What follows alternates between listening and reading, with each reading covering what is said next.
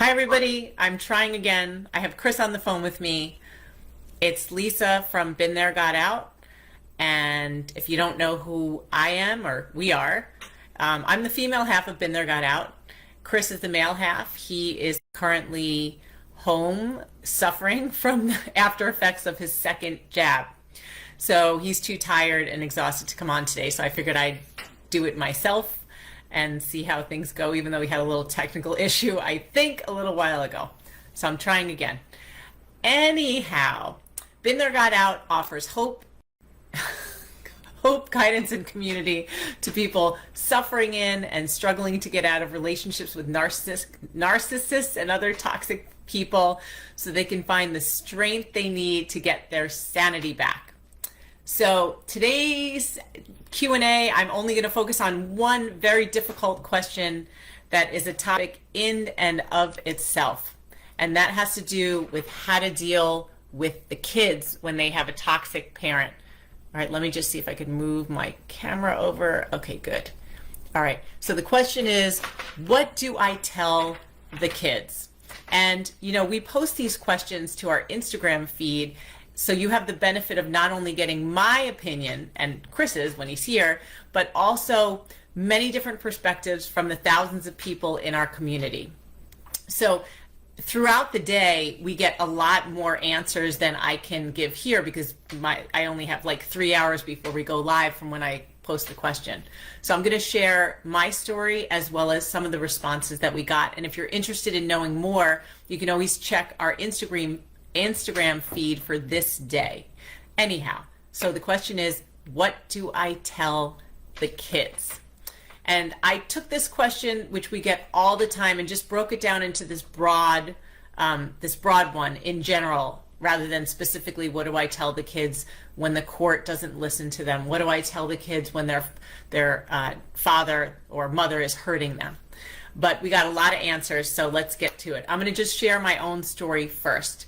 So for me, I was so confused at the tail end of my 18-year marriage. My kids at the time were 11 and 15, and it took me about 2 years to get my ex to actually move out. So he and I had been talking and arguing sometimes for 6 hours a day, and I tried to keep it away from the kids because I didn't want them to know that we were struggling, and in front of them we would act peaceful, but I was deeply resentful. I was exhausted all the time, and I'm sure that my kids knew, and you know, they've told me years later that they did know. So after he did finally leave, where it seemed like for good, I thought, how do I tell the kids what's going on? And this was long before I knew what I was really in for, that he was going to abandon them, and that they wouldn't want to really deal with him anymore. So one piece of advice that I got that was so good was to go to an Al-Anon meeting. And that's something that's usually for people who love or are attached to alcoholics to help them learn emotional detachment. But I heard that it would help with my situation as well, which was, I believed at the time that my ex-husband was an addict. And I thought, I need to learn what to tell my kids. That was like my number one question when I went to this meeting. I did get, I think, excellent advice, although it was controversial. And the advice that I got was, make sure that you tell them the truth, because if you don't, they're going to find out later anyway, at some point in their lives, and it will re-traumatize them. So the other thing they said was, if I didn't tell the kids exactly what was going on, my ex would try to come back to the family and then paint me as the bad guy, saying that because I wouldn't let him back, that I was the one breaking up the family. So I had to be honest about the reasons for why we were getting the divorce. And so that, you know, it was very scary to do, but I ended up doing that. And then he had moved out. The next time he came back, you know, acting like everything was normal and he could just use the stove to cook on, I said, you know, we have to tell the kids that we're actually getting the divorce, like it's finally happening. And he didn't want to tell them the truth as to why. And my 15-year-old was sitting on the couch, and I said, and my son said, well, I want to know the truth, because it didn't make any sense to them. My ex didn't want to tell them because he knew it was terrible. But I said, if you don't tell them the truth, then I will. And I don't think you want that when you're not here. So he got about one sentence out of the truth, of the details of our situation, and the kids exploded, and he was then exposed. So he couldn't keep painting himself as the perfect father that he wanted them to believe he was. And his subsequent negligence and refusal to really respond to their feelings, which at the time were very angry.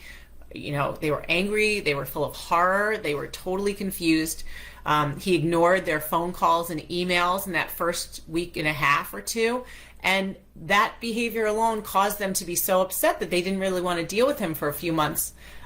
He failed to consider their needs as children, and his lack of interest in their lives, starting at the very beginning, really led to the demise of their relationship, and it was unfortunate.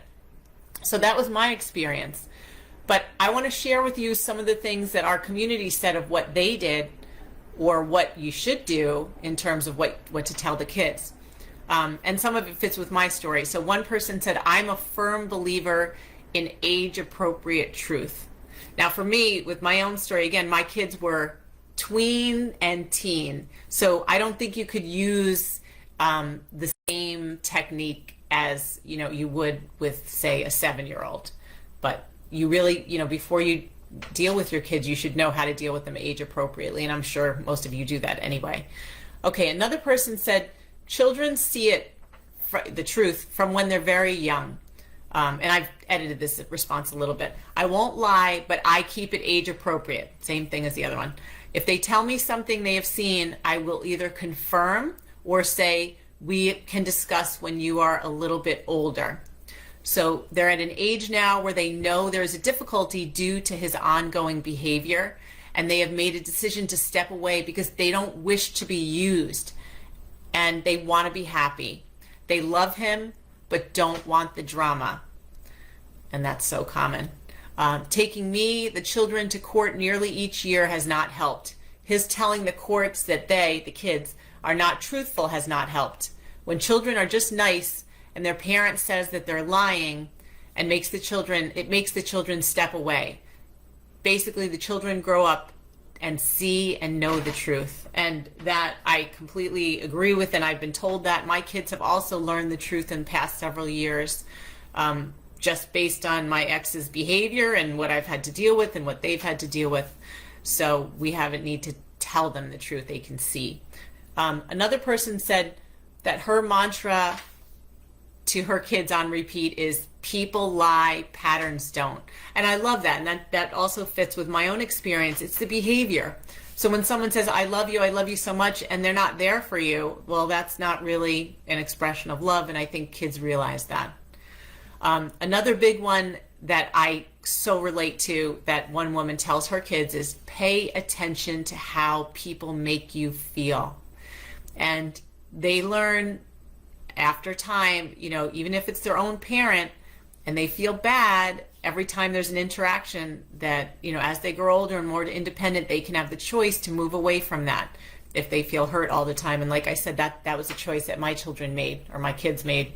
Now they're adults. Another person said, you don't drag them into the issues. You tell your kids you love them, and you tell them the other parent loves them. They should be privy to some issues that involve safety, like to be careful and limit and learn boundaries, but they need to know that they have a safe place. And this is so important.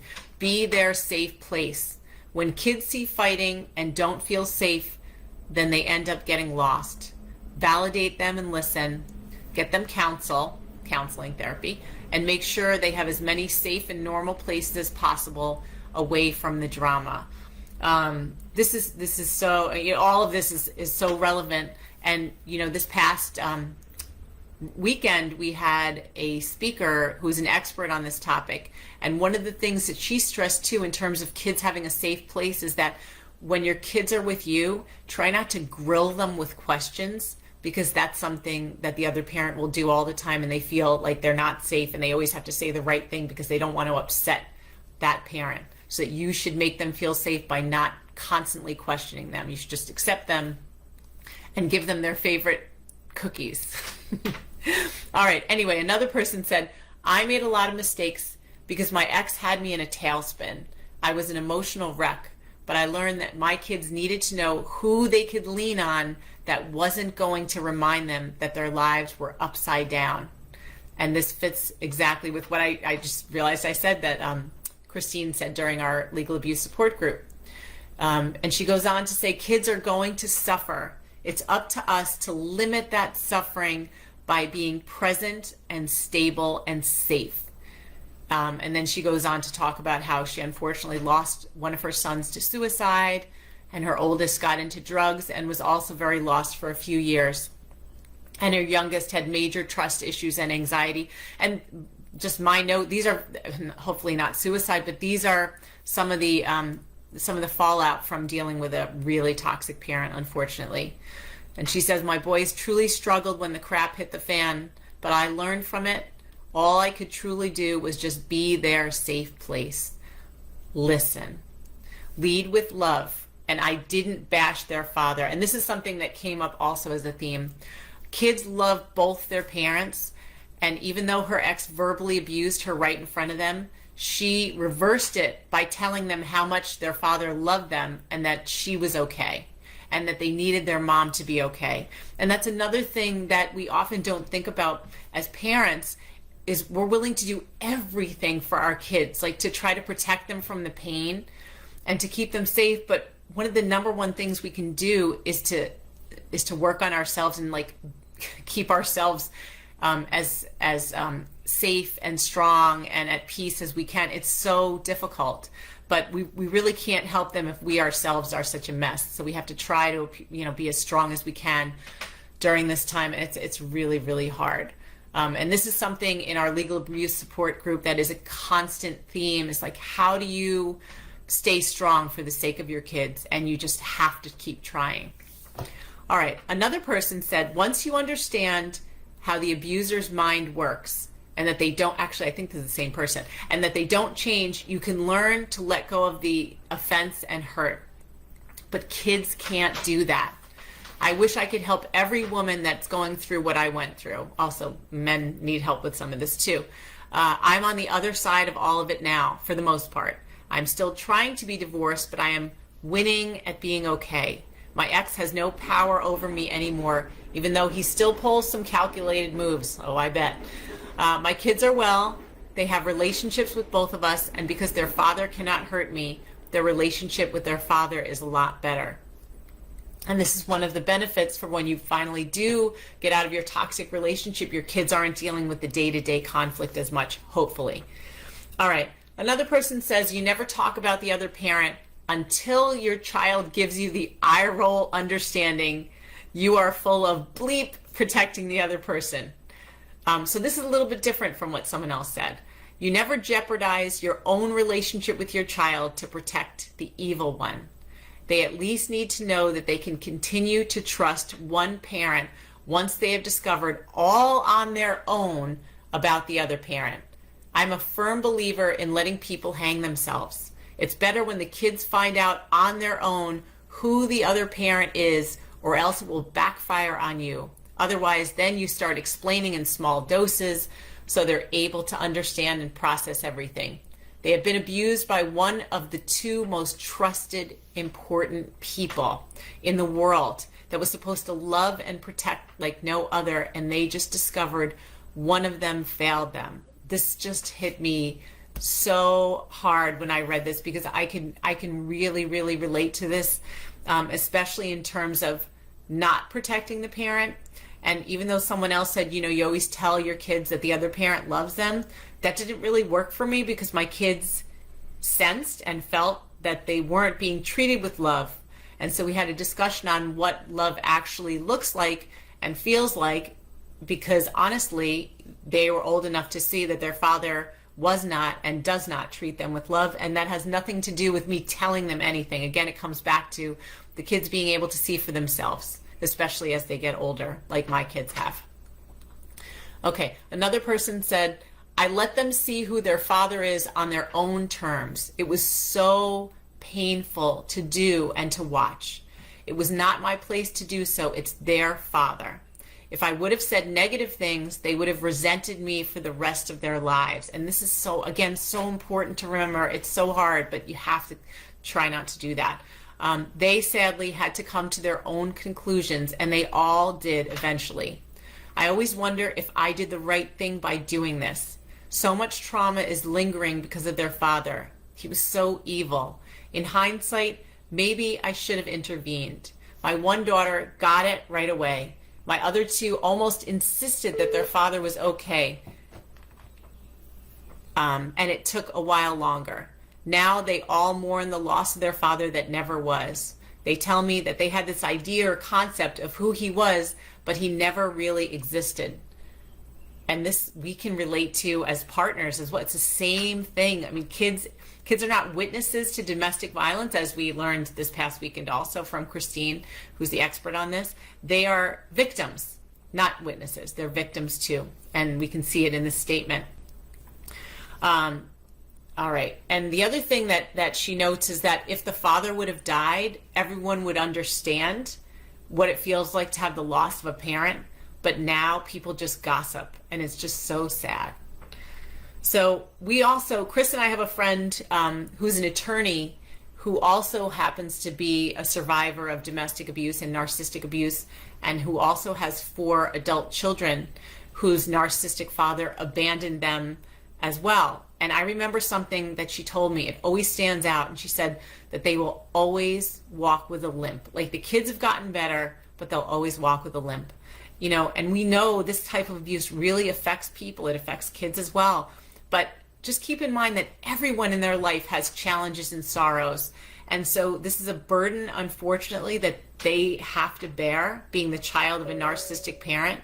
And you can't take it away. No matter what you do, you can't. And we've all been there. We all know how horrible it feels, you know, to see your kids in such pain and such confusion, but not be able to do anything about it, you know, or to do what you can, but knowing that they're going to have to learn on their own. Okay, and then lastly, I'm just going to end with a simple comment that one of our people said, which is something that you can do. And she said, I tell my son that he is loved and that he is important. And so that's really how you have to be. You just keep loving your kids and helping them feel safe as much as possible. Try and tell them the truth if you can. You know, it really depends on the individual situation. And that's it. So hopefully this has been insightful. Again, feel free to reach out during the week with more questions. By the way, we want to do Ask an Officer series as part of our Facebook Live question and answer. We have a friend who is a police officer as well as a male survivor of domestic abuse, and he is really willing to help. He's already helped people, and we thought we'd put it together in a little session. So please feel free to send us any other questions, comments, questions for our police officer friend, and we will see you next week, and Chris should be all better by then. Thanks for coming. Bye.